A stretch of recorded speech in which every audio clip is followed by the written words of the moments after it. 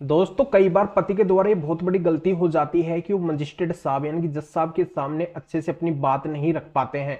उनको मजिस्ट्रेट साहब यानी कि जज साहब के सामने क्या बोलना चाहिए क्या नहीं बोलना चाहिए उनको पता ही नहीं होता है। और उनकी इसी गलती की वजह से उनको अपने केस के अंदर नेगेटिव परिणाम है जो देखने को मिल जाता है। तो अगर आप जज साहब के सामने जा रहे हैं और आप पति हैं तो आपको ये बात जरूर नोट कर लेनी चाहिए। इस लाइन को आपको जरूर रट के वहां पे ले जाना है, जज साहब के सामने आपको बोलना है, जिससे आपको आने वाले केसों या फिर चल रहे केसों के अंदर बहुत बड़ा फायदा मिल सके। तो ये लाइन कौन सी है जिसको आपको रट के जाना है, किस तरीके से आपको जज साहब के सामने अपनी बात रखनी है, ये पूरी जानकारी मैं इस वीडियो के अंदर बताऊंगा। वीडियो बहुत ही महत्वपूर्ण है, पर आपको क्या करना है, वीडियो को बिल्कुल अंत तक देखना है, तभी पूरी जानकारी समझ में आएगी।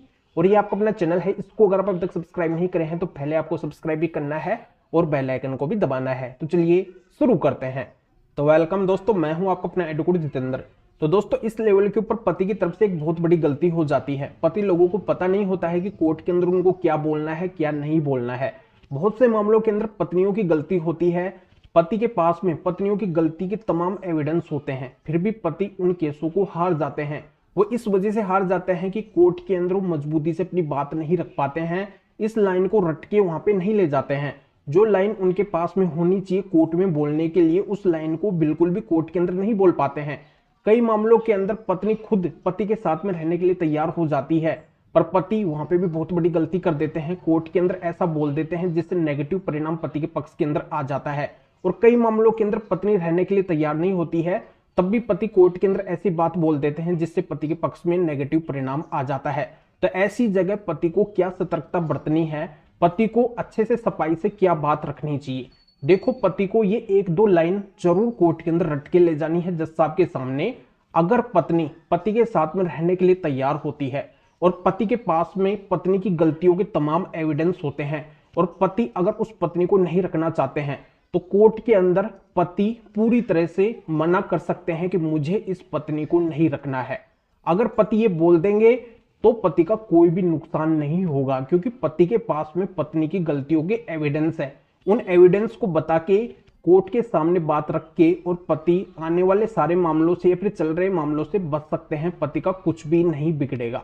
तो ये जानकारी यहाँ पे समझ में आ गई होगी। सबसे मेन बात, दूसरी बात ये आती है कि कई मामलों के अंदर पत्नी पति के साथ में रहने के लिए तैयार नहीं होती है। पत्नी क्लियरली मना कर देती है कि मुझे पति के साथ में नहीं रहना है।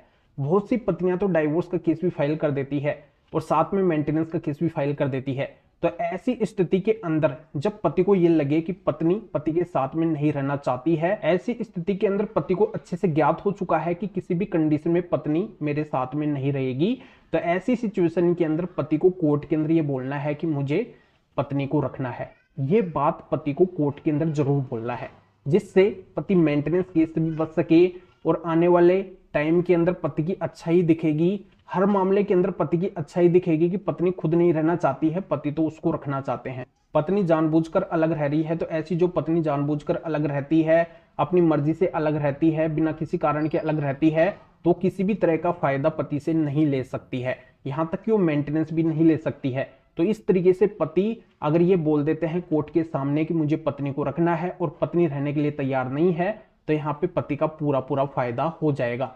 तब पति को ये लाइन वहां पे कोर्ट के अंदर जरूर बोलनी है फायदा लेने के लिए। तो इस तरीके से पति का बहुत बड़ा फायदा हो जाएगा।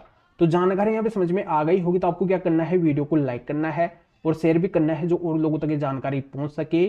और कोई भी नई जानकारी चाहिए तो स्क्रीन के ऊपर मेरे व्हाट्सअप नंबर शो हो रहे हैं, इसके ऊपर व्हाट्सअप मैसेज करके अपॉइंटमेंट बुक करवा के डायरेक्टली मेरे से बात कर सकते हैं, अपनी समस्या का सोल्यूशन जान सकते हैं।